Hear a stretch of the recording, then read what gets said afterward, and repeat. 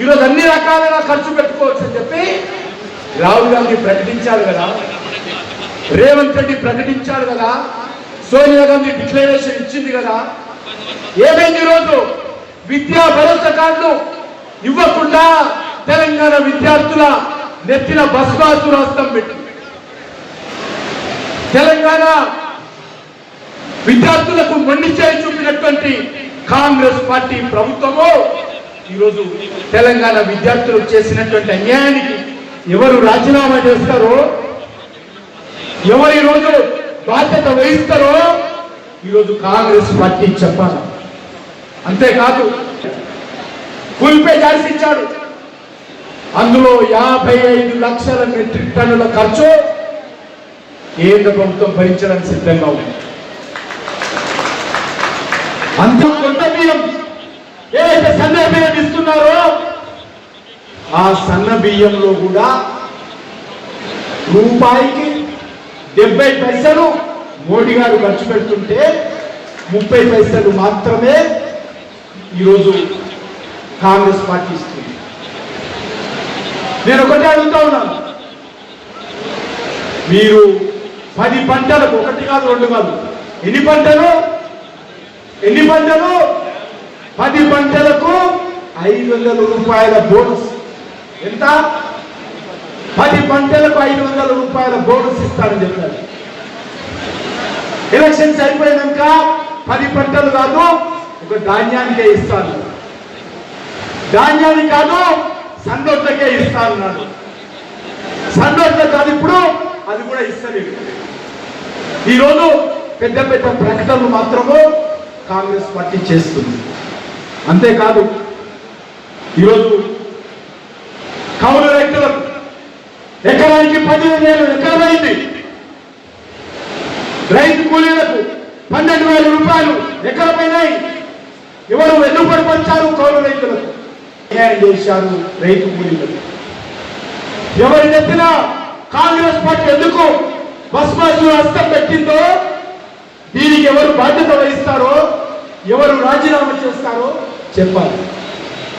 నేను ఇంకొకటి చెప్పి ముగిస్తాను. వృద్ధులు, చదువుకునేటువంటి పిల్లల నుంచి మొదలు పెడితే, రైతుల నుంచి మొదలు పెడితే, రైతు కూలీల నుంచి మొదలు పెడితే, కౌలు రైతుల నుంచి మొదలు పెడితే, మహిళల నుంచి మొదలు పెడితే వృద్ధులకు కూడా మోసం చేసింది కాంగ్రెస్ పార్టీ. ఏమన్నది? మీకు 2,000 పెన్షన్ వస్తుంది, మా కాంగ్రెస్ పార్టీ వస్తే 4,000 ఇస్తామన్నారు. ఎంత? గట్టిగా ఎంత? 4,000. నేను ఈరోజు అప్పుడు పక్కన కూర్చోండి, రమేష్ ఏం చేస్తున్నాను. ఈరోజు 4,000 పెన్షన్ ఇవ్వలేదు. వృద్ధులకు, వితంతువులకు మోసం చేసిండు కాంగ్రెస్ పార్టీ, రేవంత్ రెడ్డి, అదేవిధంగా రాహుల్ గాంధీ. దివ్యాంగులకు 3,000 నుంచి 6,000 ఇస్తామన్నారు. ఎవరు మోసం చేశారు? ఎవరు రాజీనామా చేయాలి? ఇవన్నీ బాజాప్తా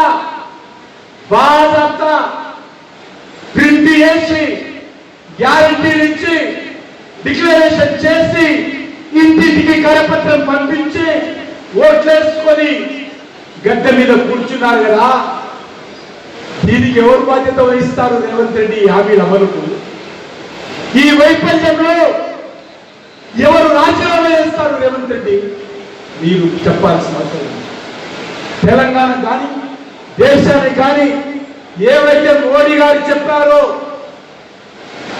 మనస వాచ తూచ తప్పకుండా ఇచ్చినటువంటి అన్ని హామీలు మేము అమలు చేస్తాం. తెలంగాణలో రైలు అభివృద్ధి కానీ, జాతీయ రహదారుల అభివృద్ధి కానీ, పేదలకు 5 కేజీల బియ్యం కానీ, పొదుపు సంఘాలకు 20 లక్షల వరకు బ్యాంకు రుణాలు కానీ మోడీ గారు ఇస్తున్నారు. ఈరోజు ఎన్ని లక్షలు? 20 లక్షల వరకు తెలంగాణలో ప్రతి పొదుపు సంఘానికి నరేంద్ర మోడీ గారి ప్రభుత్వము బ్యాంకు లోన్లు ఇస్తున్నది. రేవంత్ రెడ్డి కాదు, కేసీఆర్ కాదు.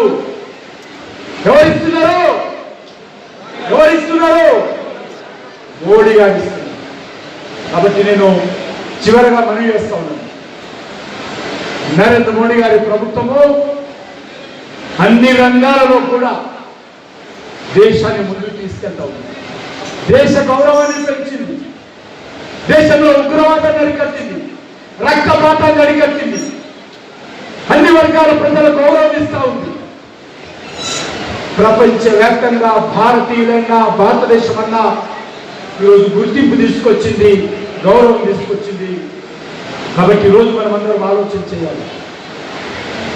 నేను ఒకటే రేవంత్ రెడ్డిని అడుగుతా ఉన్నాను, రేవంత్ రెడ్డి గారు మీరు ఆట మొదలు పెట్టారు, భారతీయ జనతా పార్టీ 28లో ఆట ముగించే విధంగా కృషి చేస్తుందని మనం చేస్తూ, తప్పకుండా ఈ రాష్ట్రంలో 10 సంవత్సరాలు పరిపాలించినటువంటి బీఆర్ఎస్ పార్టీ మోసం చేసింది. బంగారు తెలంగాణ పేరు మీద ఆయన కుటుంబం బంగారు కుటుంబం అయిపోయింది. తెలంగాణ అన్ని రకాలుగా అక్రమాలతో, అవినీతితో, మోసాలతో, అధికార దుర్వినియోగంతో తెలంగాణను వెన్నుపోటు పడిచింది బీఆర్ఎస్ పార్టీ. కేసీఆర్ మార్పు పేరుతో అధికారంలోకి వచ్చినటువంటి కాంగ్రెస్ పార్టీ ఏ మాత్రం తేడా లేదు. దొందు దొందే, ఒకే తాను ముక్కలే, అవినీతిలో, అక్రమాలలో, అహంకారంలో, ఇచ్చినటువంటి హామీల అమలులో ఈ 2 పార్టీలు ఒకటి. ఈ 2 పార్టీలు కూడా హైదరాబాద్ లో విష సర్పాలను పెంచినట్టు మజ్లిస్ పార్టీని పెంచి హైదరాబాద్ ప్రజల మీద పంపిస్తా ఉన్నారు. మజ్లిస్ పార్టీ 10 సంవత్సరాల పాటు కేసీఆర్ భుజాల మీద ఊరేగింది. 2.5 సంవత్సరాలుగా రాహుల్ గాంధీ రేవంత్ రెడ్డి భుజాల మీద కూర్చొని అసదుద్దీన్ ఓవైసీ, అక్బరుద్దీన్ ఓవైసీ మెజార్టీ ప్రజలను అవమానం చేస్తే ఈరోజు హైదరాబాద్ లో తమ కబంధ హస్తాల్లో పెట్టుకోవాలని చూస్తా ఉన్నారు. అందుకే ఈరోజు హైదరాబాద్ ప్రజలు, అంబర్పేట ప్రజలు ఆలోచించాలి. హైదరాబాద్ రక్షించుకోవాలి, తెలంగాణను రక్షించుకోవాలి, భారతీయ జనతా పార్టీని బలపరచాలని చెప్పి కోరుకుంటూ సెలవు తీసుకుంటున్నాను.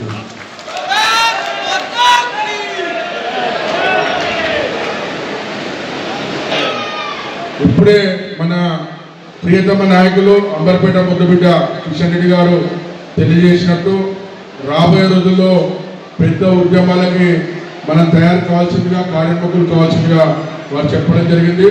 దానికి తోడు ఇప్పుడు మనము మన కార్యక్రమాన్ని, సమావేశాన్ని మనము ముగించుకుపోయేటువంటి